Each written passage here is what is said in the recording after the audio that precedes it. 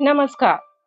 तो आज की हमारी कहानी तेनालीरामन की श्रृंखलाओं में से एक चावल का एक दाना है। इस कहानी का सुनाने का मकसद मेरा केवल एक है कि आप कहानी को सुनते वक्त ना ही सिर्फ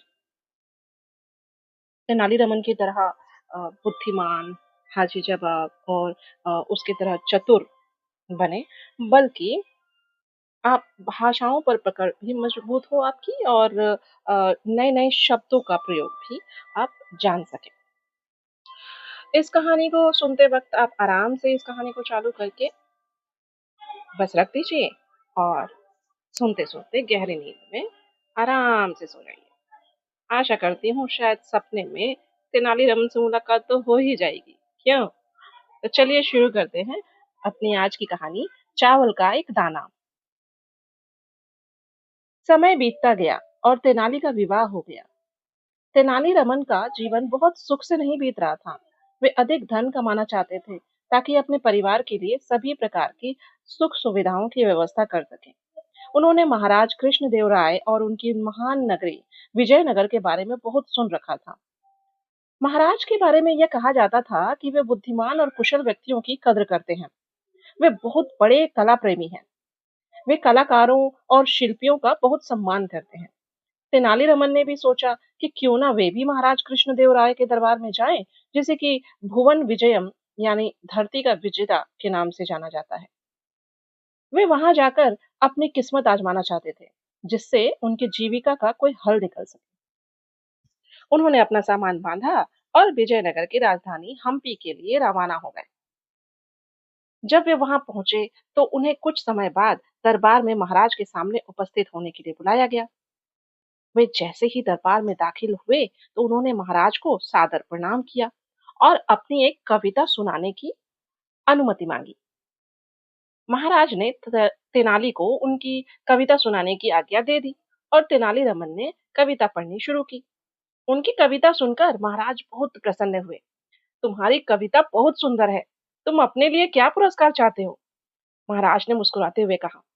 तेनालीरामन जानते थे कि महाराज के दरबार में अपनी प्रतिभा दिखाने का अवसर बार बार नहीं मिलता।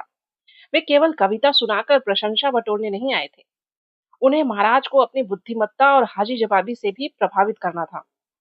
दरबार में वहीं कालीन पर शतरंज की बहुत सुंदर बिसात बिछी हुई थी, जिस पर शानदार कलाकारी की गई थी।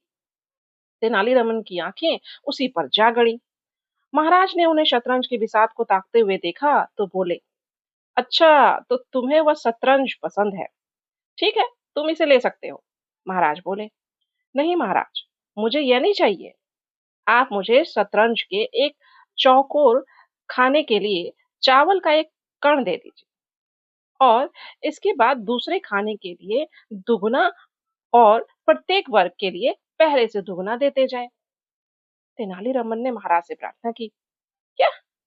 महाराज आश्चर्यचकित होते हुए बोले, तुम्हें सोना या चांदी के सिक्कों के बदले चावल के दाने चाहिए? जी महाराज, मुझे यही चाहिए। तेनालीरामन ने उत्तर दिया। ठीक है, थोड़े से चावल मंगवाए जाए। उन्होंने अपने पहरेदारों को आज्ञा दी।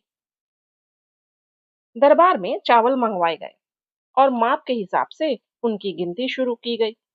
पहले खाने में एक, दूसरे में दो, तीसरे में चार और इसी प्रकार यह सिलसिला सैकड़ों, हजारों, फिर लाखों और अंत में करोड़ों की संख्या तक जा पहुंचा।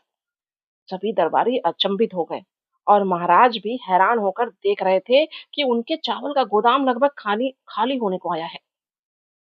तेनालीरामन ने मुस्कुराते हुए अपना सिर झुकाया और बोले, महाराज, मैं आपके शाही गोदाम को खाली नहीं करना चाहता।